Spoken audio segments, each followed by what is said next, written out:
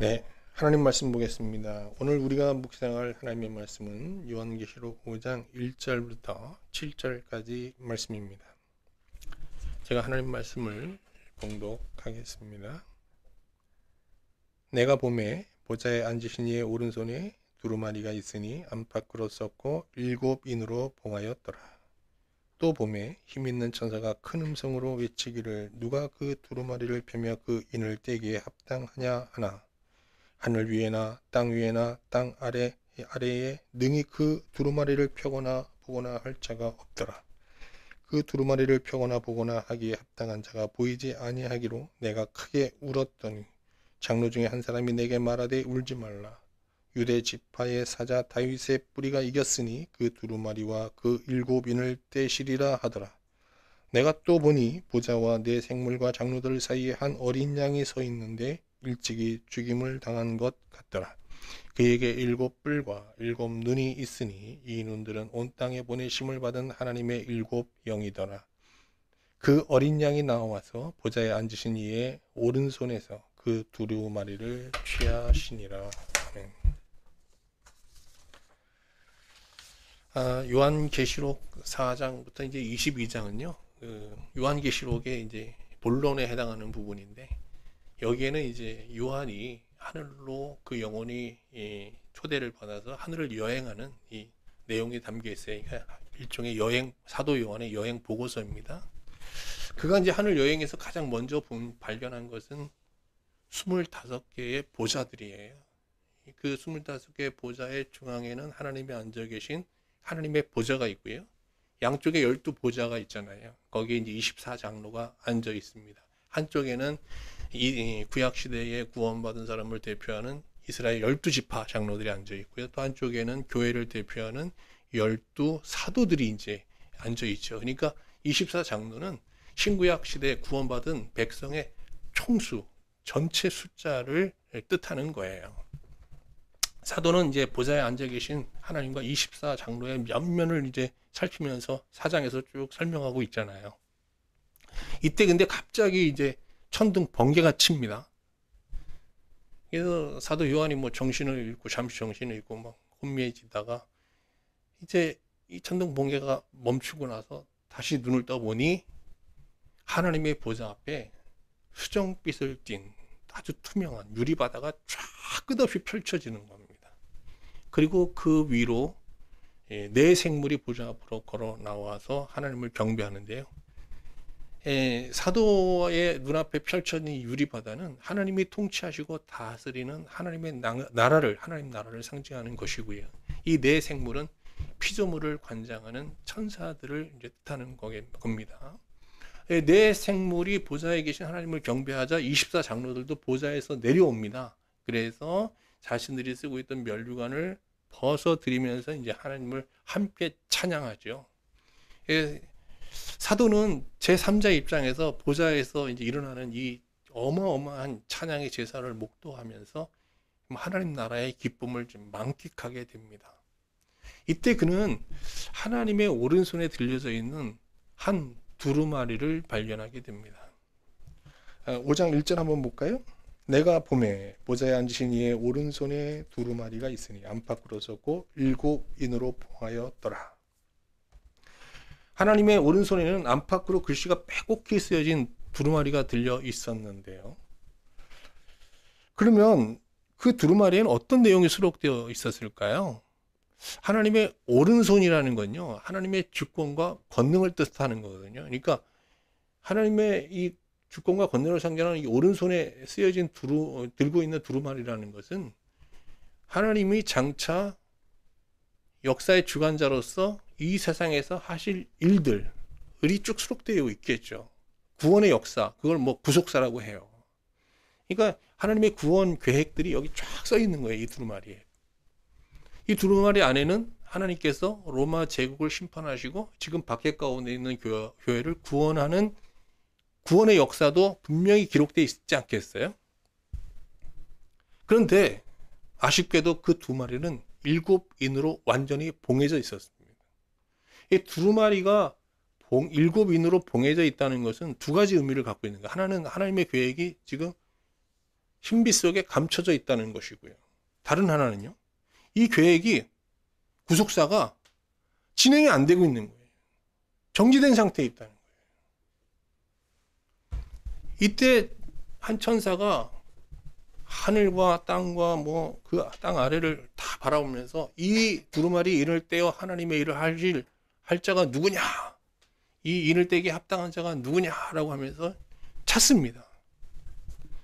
뭐 사도는 당연히 누군가 그 두루마리를 봉하고 있는 인을 떼어 밖에 가운데 있는 교회를 속히 구원해 주기를 간절히 바라는 마음으로 이제 누군가가 나서기를 이제 기대하고 있었겠죠. 그러나 하늘에도 땅에도 그 인을 떼기에 합당한 자는 아무도 없었던 겁니다. 이때 사도의 머리에 어떻게 해요?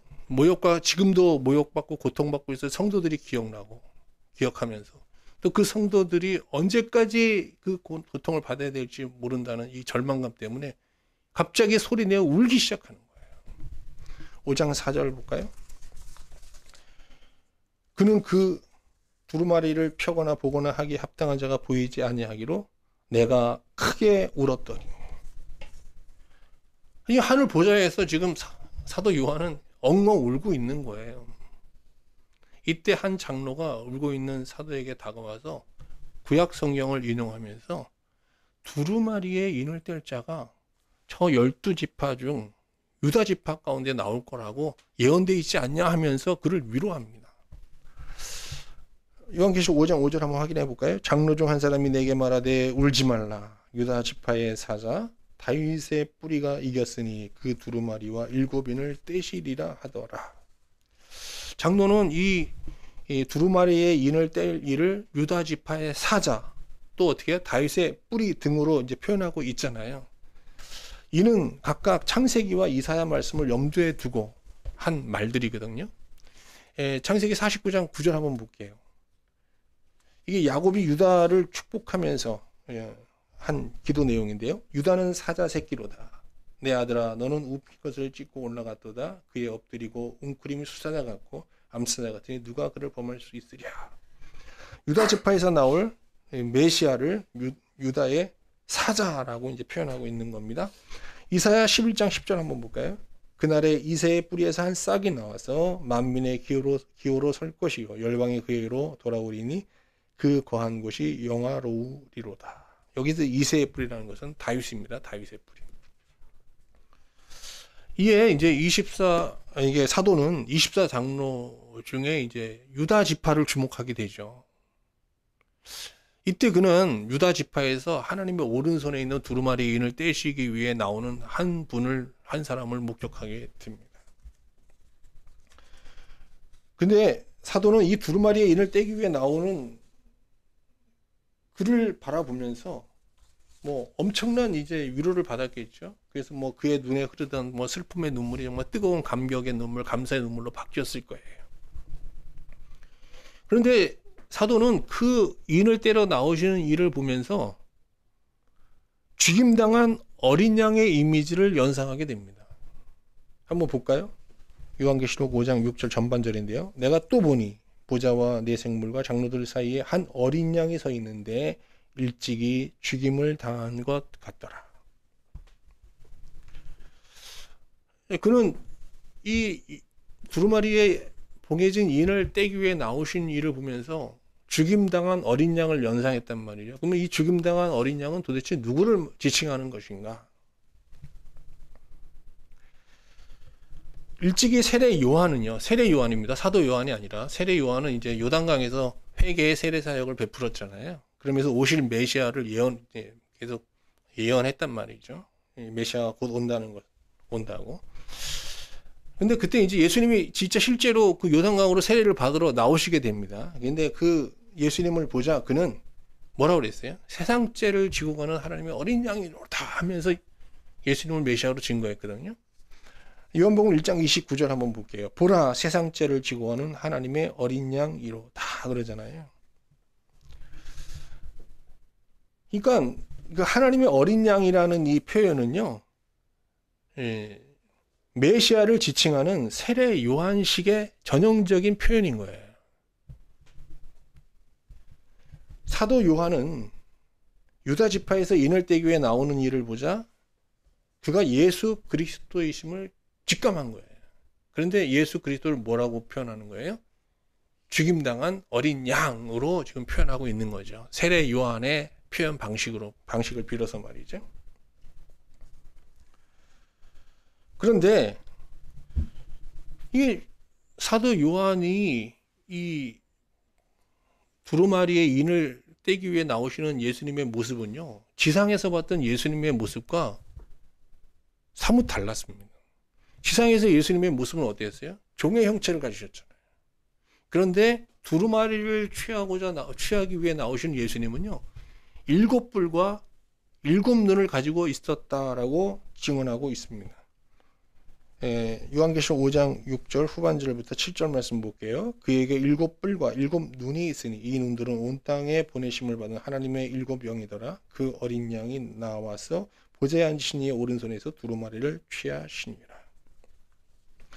여기서 이제 예수님이 7뿔과 7눈을 가졌다니까 실제로 머리에 7뿔과 7눈을 가진 이로 이렇게 그리고 또 어린 양의 모습으로 이렇게 거기 서 계셨다라고 생각하는 분은 없겠죠. 이거 다 상징입니다, 여러분.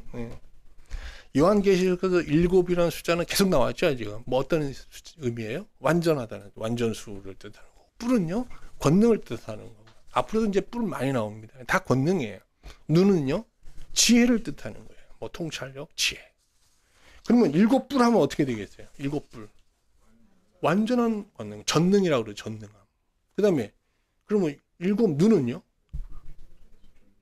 전지한 거예요, 전지. 다 아는 거예요. 그러니까 예수님이 딱 나오셔서 예수님의 모습이 어떻게 보였어요? 사도 요한의 눈에? 전지전능한 하나님으로 보였던 거예요. 전지전능한 하나님으로. 이 지상에서 본 예수님의 모습과는 완전히 달랐던 거예요. 그럼 다시 한번 말씀드립니다. 막 머리에 7개 뿔 있고 막 7개 눈이 있는 그런 예수님을 상상하시면 안 돼요, 여기서요. 네. 그러면 어떻게 예수님은, 종의 형체를 가졌던 예수님은 7눈과 7눈을 가지신 전지전능한 신적 존재로 지금 보좌의 앞에 서 계신가 하는 거예요. 하나님은 예수님께서 십자가에 달려 죽으심으로 하나님의 구원 계획 중에 핵심인 이 복음을 성취하자. 그에게 하늘에 있는 자들과 땅에 있는 자들 모두를 다스리고 통치할 수 있는 전지전능한 하나님의 능력을 그에게 위임하신 거예요. 그래서 그를 어떻게 해요? 만유의 주, 큐리오스라고 하죠. 주로 세우신 겁니다. 이게 굉장히 중요한 사건이거든요, 이게. 빌립보서 2장 8절 11절 말씀 보겠습니다. 사람의 모양으로 나타나자 자기를 낮추시고 죽기까지 복종하셨으니 곧 십자가에 죽으심이나 이름으로 하나님이 그를 지극히 높여 모든 이름 위에 뛰어난 이름을 주사 하늘에 있는 자들과 땅에 있는 자와 땅 아래에 있는 자들로 모든 무릎을 예수의 이름에 꿇게 하시고 모든 입으로 예수 그리스도를 주라 시인하여 하나님 아버지께 영광을 돌리게 하셨느니라. 자, 복음을 완성하기 전에, 십자가 죽음을 통해 복음을 완성하시기 전에 예수님의 모습은 어땠어요? 여기 나오죠. 사람의 모양이에요. 사람의 모양. 사람도 어떤 사람? 종의 모습. 그런데 이 복음을 완성하자 하나님께서 그를 어떻게 세우셨어요? 만유의 주, 큐리오스로 세우셨단 말이죠. 모든 신적 권능을 가진, 전지전능한 능력을 가진 신적 존재로 세우셨다는 겁니다. 이제 사도가 두루마리의 인을 떼시기 위해 나오시는 예수님을 죽임당한 어린 양으로 또 7뿔과 7눈을 가지신 이로 묘사한 이유를 여러분 아셨을 거예요. 자, 여기서 죽임당한 어린 양이라는 것은요, 예수님이 이 7인으로 봉해진 두루마리의 인을 뗄 자격이 있다는 걸 설명하는 거예요. 왜 자격이 어떤 자격이 있어요? 그가 하나님의 구속사의 핵심인 복음을 어떻게 해요? 십자가 죽음, 복종을 통해서 완성하셨어요. 성취하셨어요. 그렇기 때문에 이 구속사의 주권자가 될 자격이 충분하다는 거예요. 후자는요, 7뿔과 7눈을 가지신 것은 예수님이 복음을 자기 순종을 통해서 십자가 죽음을 통해서 완성을 하신 후 달라진 예수님의 위상을 보여주는 거거든요. 그는 이제 사람으로 오셨었지만 더 이상 사람이 아니라 어떤 존재예요? 전지전능한 신적 존재시다, 하나님이시다라고 증거하고 있는 겁니다. 자, 이제 예수님이 7뿔과 7눈을 가지신 모습으로 이제 유다 지파에서 나와 하나님 보좌 앞에 나가서 하나님의 오른손에 있는 두루마리를 취하시게 됩니다. 근데 이 장면이 뭐 그냥 간단한 게 아니에요. 이게 뭔가 하면 예수님께서 세상의 주로, 역사의 주로, 큐리오스로 취임하시는 거거든요. 그래서 이게 일종의 큐리오스 취임식인 거예요, 예수님의. 자, 계시록 5장 7절 말씀 보겠습니다. 그 어린 양이 나와서 보좌에 앉으신 이의 오른손에서 두루마리를 취하시니라. 이걸 딱 취하자 막 거기에 있는 하늘의 천사들, 24장로들, 네 생물들 다 막 찬양을 합니다. 열렬한 찬양을 하거든요. 왜? 이제부터 멈추었던 하나님의 구속사의 역사가 이제 예수 그리스도를 통해서 이제 어떻게 해요? 계시되면서 또 어떻게 돼요? 이게 실현되는 거예요. 이 땅에서 이 세상 역사 속에 하나님의 역사가, 구속사가 막 실현되기 시작한다는 거예요. 그러니까 뭐 막 열광적으로 하나님, 예수님을 찬양하는 거죠. 자, 이 축하 행사를 한번 볼까요? 먼저 네 생물과 24장로들이 퀴리오스가 되신 주께 엎드려 경의를 표하면서 이렇게 찬양합니다. 5장 9절입니다. 두루마리를 가지시고 그 인봉을 떼기에 합당하시도다. 일찍이 죽음을 당하사 각 족속과 방언과 백성과 나라 가운데서 사람들을 피로 사서 하나님께 드리고 그들로 우리 하나님 앞에서 나라와 제사장들을 삼으셨으니 그들이 땅에서 왕노릇하리로다. 네 생물과 24장로의 찬양이 끝나자 이제 천사들이 뒤를 이어서 예수님의 퀴리오스 취임을 축하하는데요. 그 내용을 볼까요? 12절입니다. 죽임을 당하신 어린 양은 능력과 부와 지혜와 존귀와 영광과 찬송을 받으시기에 합당하도다. 천사들이 이 십자가의 죽음을 통해서 복음을 완성한 예수님을 이 역사의 주관자 퀴리오스로 완전히 인정하는 겁니다. 합당하다는 겁니다. 또 천사들의 찬양이 끝나자 이번에는 하나님이 창조하신 모든 피조물들이 예수님의 퀴리오스 되심을 찬양합니다. 13절 볼까요? 내가 또 들으니 하늘 위에와 땅 위에와 바다 위에와 또 그 가운데 모든 피조물이 이르되 보좌에 앉으신 이와 어린 양에게 찬송과 존귀와 영광과 권능을 세세토록 돌릴지어다. 이에 네 생물이 아멘 하고 화답합니다. 그리고 24장로들이 엎드려 경배하면서 예수님의 퀴리오스 취임식은 이제 마치게 되죠. 지금까지 이제 요한계시록 5장을 중심으로 예수님께서 역사의 주로 등극하시는 이 성대한 퀴리오스 취임식 과정을 한번 쭉 살펴보았습니다.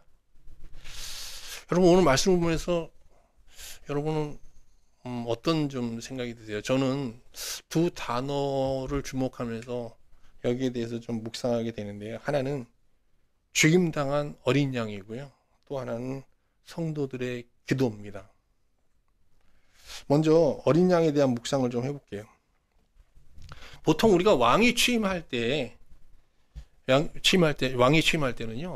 그 왕의 리더십을 그 상징하는 문장이라고 하죠. 이게 사각형의 깃발, 엠블럼을 만들어서 뭐 흔들지 않습니까? 요새 뭐 어떤 단체들도 다 있잖아요. 국가도 있고, 뭐 축구팀 같은 데도 다 이게 있잖아요. 그거 들고 막 흔들잖아요.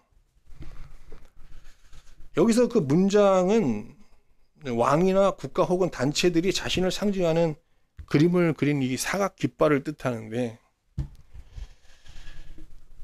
그러니까 이제 왕이 취임할 때는 뭐 이 문장을 준비하는 것은 아주 필수겠죠. 근데 이제 뭐 우리가 이제 유럽 국가들 같은데 왕들을 상징하는 그 문장을 이렇게 보면은요, 거기에 제일 많이 등장하는 게 뭐예요? 많이 보셨을 거예요. 사자가 많이 등장합니다. 왜? 동물의 왕이잖아요. 가장 용맹하고 가장 강력한 이제 사자를 이제 보통 이제 그 왕의 리더십을 상징하는 이제 상징으로 많이 사용하는데, 근데 그래서 야곱도 유다의 후손 가운데 나오실 메시아를 어떻게 설명하고 있어요? 사자에 비유해서 얘기하고 있잖아요. 유다의 사자 이렇게 얘기하잖아요. 그런데 이스라엘 역사에서 정말 사자 같은 리더십을 발휘해서 이스라엘을 부강하게 한 대표적인 왕은 누구겠어요? 누구예요? 다윗이죠. 그래서 또 오실 메시아를 또 뭐라 그래요? 다윗의 뿌리 이렇게 얘기하는 거잖아요. 그러니까 우리가 메시아를 보면 뭘 연상해야 돼요? 사자 아니면 다윗 이런 거 연상해야 되는데, 그런데 이상하게도 말이죠. 이 하늘에서 사도 요한은 예수님을 딱 봤을 때 뭐 사자나 다윗을 연상한 게 아니라 뭘 연상했어요? 죽임당한 어린 양, 이걸 연상한 거예요. 만약 어떤 왕의 취임식에 어떤 사람이 죽임당한 어린 양을 이렇게 그리거나 새겨서 새겨진 그런 문장을 들고 만약 흔들고 나와서 왕 즉위식에서 이걸 흔들고 있다면 어떻게 되겠어요, 여러분? 잘못하면 처형됩니다. 이거 왕을 모독하는 행위가 될 수 있는 거잖아요. 우리가 이제 죽임당한 어린 양 하면 어떤 이미지가 떠오릅니까, 여러분? 굴욕적 패배, 나약함 이런 게 연상되잖아요. 근데 이 사도 요한이 머릿속에 딱 예수님을 보면서 떠올린 이 죽임당한 어린 양이 나타내는 이미지라는 건요, 그런 게 아니에요.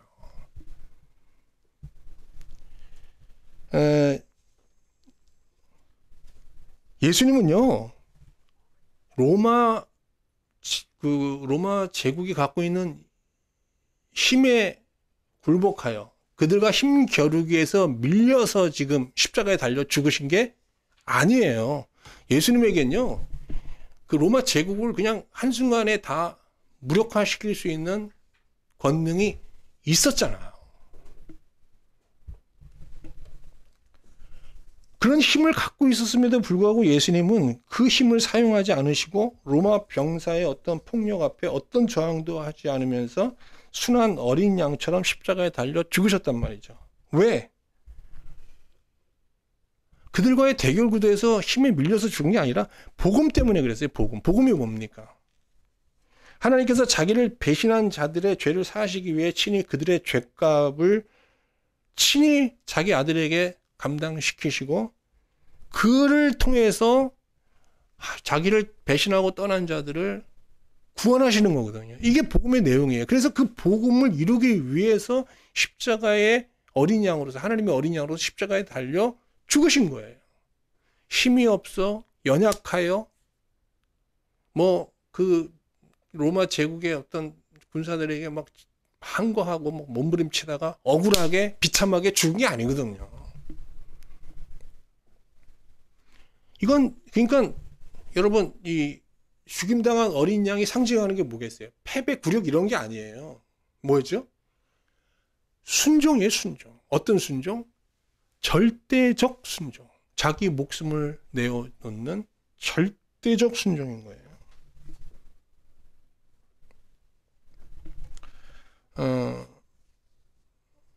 오늘 말씀을 보면서 우리를 볼 때, 우리 성도잖아요. 우리를 볼 때 사람들이 떠오르는 이미지는 어떤 것일까 한번 생각해 보게 됩니다. 동물로 하면 어떤 동물이 떠오를까요? 만약에 우리가 누굴 잘 이렇게 교활하게 속이면서 이득을 취하는 사람이라고 하면은 여우 같은 걸 떠올리겠죠? 또 자기보다 약한 사람을 정말 이렇게 지배하려 하고 착취하려는 그런 모습으로 만약에 살았다면 사자와 곰 같은 거를 뭐 떠올리겠죠? 근데 우리가 신자로서 정말 예수님처럼 하나님께 궁극적인 우리의 삶의 목표를, 철학을 정말 하나님께 대한 온전한 순종에 두고 살아간다면, 우리를 제대로 아는 사람들은 우리를 보면서 어쩌면 사도 요한이 예수님을 보면서 떠올렸던 그 이미지 말이죠. 죽임당한 어린 양의 모습을 떠올릴 수도 있겠죠.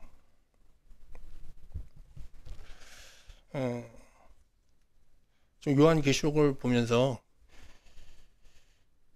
바라기는 우리의 이미지가 좀 바뀌어지기를 소망합니다. 그래서 아내가 저를 볼 때도 이제 내 남편은 참 죽임당한 어린 양 같다 이런 얘기를 들어야 되는데 지금은 불가능한 얘기입니다.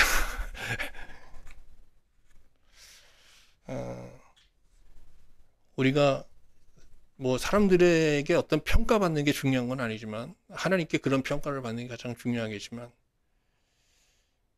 우리의 삶 속에 정말 이렇게 죽임당한 어린 양이라는 깃발을 앞세우고 그것을 앞세우고 그 깃발 앞에 부끄럽지 않은 삶을 살려고 노력해야 되지 않을까 하는 생각을 해보게 됩니다. 자, 그 다음에 두 번째 오늘 말씀을 보면서 주목하게 되는 단어는 성도의 기도인데요. 앞에서 이렇게 쭉 살펴본 대로 예수님께서 이제 퀴로스로 취임할 때 24장로들은 이제 기뻐하면서 손에 악기와 금대접을 들고 예수님을 찬양했어요. 금대접. 그럼 금대접이라는 건 뭔가 담겨 있어야 되는 거 아니에요? 여러분, 금대접 하면 뭐가 담겨 있을 거라고 생각해 보세요. 금대접. 아니, 이 대접이 금대접인데 거기에 금이 있지는 않고 어떤 귀한 음식이 담겨 있어야 되잖아요. 그죠? 보통 그렇잖아요. 음식을 담는 도구니까요, 대접이. 근데 한번 보세요. 24장로들이 들고 있는 대접에는요, 향이 담겨 있어요. 향. 이게 향이라는 걸 대접에 담을 수가 없잖아요. 병에 담아야지. 근데 향이 담겨. 이게 좀 말이 안 되는 것 같지만 의미 있는 표현들이에요, 다. 한번 볼까요? 5장 8절 후반절.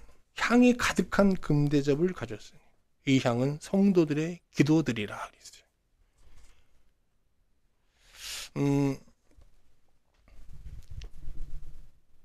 이제 주님은 종말의 때까지 두루마리에 적혀 있는 자 보세요. 여기 두루마리 들고 있잖아요. 두루마리에 적혀 있는 하나님의 뜻이잖아요. 하나님의 구속사, 하나님의 뜻대로 이 역사를 주관해 가시지 않겠어요?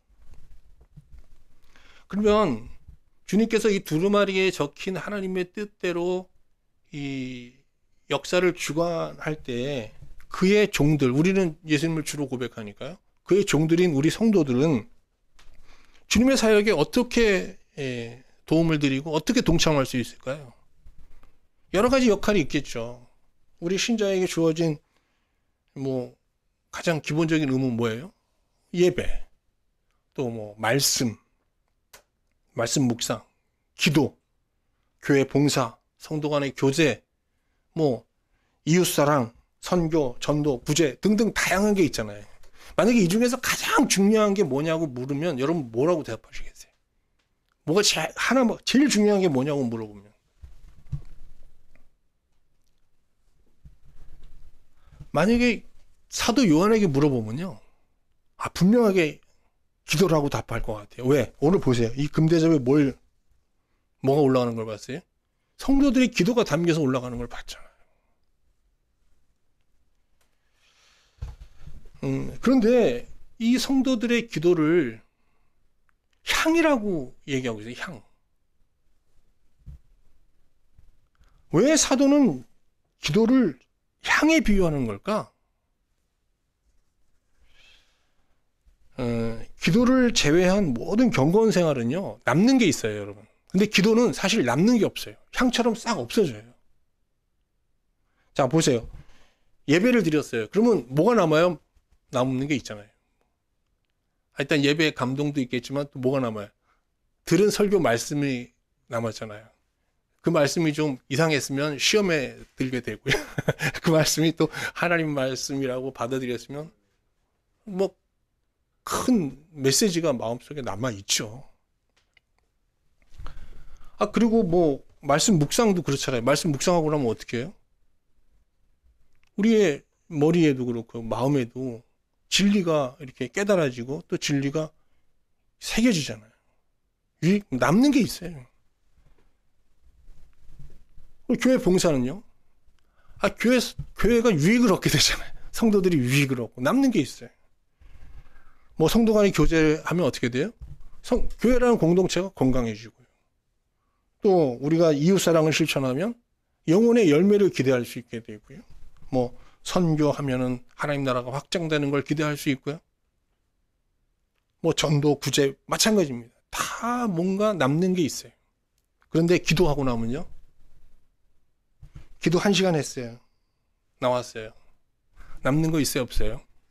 아무것도 없어요.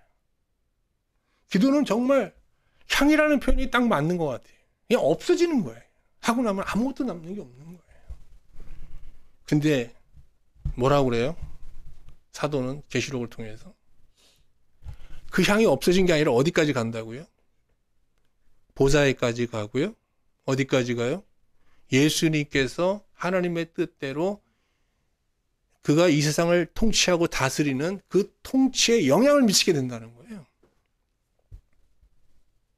그렇기 때문에 이 하나님의 뜻대로 이 세상을 섭리하시고 통치하는데, 예수님이 통치하는데 성도가 기여할 수 있는 가장 중요한 역할은 기도다라고 말하고 있는 거예요. 저를 한번 보시죠. 이 땅에 하나님의 역사가 실현되는 건요. 먼저 뭐가 있어야 돼요? 중심에 하나님의 뜻이 있어야 돼요. 이 하나님의 뜻 가운데 어떻게 해요? 예수님이 통치하시잖아요. 그리고 어떻게 해요? 성도는 어떻게 해요? 그 하나님의 뜻에 따라 기도합니다. 그래서 어떻게 해요? 이 땅에 하나님의 구속사는 어떻게 실현되는 거예요? 하나님의 뜻과 예수 그리스도의 통치와 성도의 기도, 이 세 개가 합쳐지는 형태로 이 땅에 하나님의 구속사가 이루어지는 거예요. 예수님께서 이렇게 하나님의 뜻 가운데서 이 땅을 통치하실 때 하나님은 그 통치 행위를 어떻게 보는 거예요? 순종으로 보는 거예요. 왜? 하나님의 뜻에 따라 통치하니까. 그래서 어떻게 해요? 기뻐하시는 거예요. 우리에게는 예수님께서 이 땅을 통치하시는 모습이 어떻게 받아들여져요? 기도의 응답으로 여겨지는 거예요. 그래서 어떻게 해요? 기뻐하는 거예요. 그래서 하나님과 우리와 예수 그리스도가 함께 기뻐하면서 이 땅에 하나님의 역사가 진행돼 가는 거예요. 우리는 예수님께서 역사의 주관자로서 하나님의 뜻 가운데서 구속사를 실현해 나가는 것을 방관하는 성도들은 방관자가 아닌 거예요. 어떻게 이 하나님의 통치사역, 예수님의 통치사역에, 퀴리오스 사역에 적극 동참하는 동역자의 삶을 살아가는 거거든요. 어떻게 동역할 수 있어요? 하나님의 뜻에 합한 기도로. 근데 모든 기도가 이렇게 예수 그리스도의 통치사역에 이렇게 중요한 촉매제 역할을 하는 건 아니죠. 우리가 하나님의 뜻이 아닌 내 뜻, 욕심으로, 탐욕으로 구하는 기도는요, 하나님의, 예수님의 그 비유를 상하게 하는 악한 향기, 아주 거북스러운 향기가 될 수도 있는 거예요. 악취가 될 수도 있는 거죠. 자, 오늘 말씀을 보면서 저는 뭐 그런 메시지를 받게 됩니다. 하나님으로부터.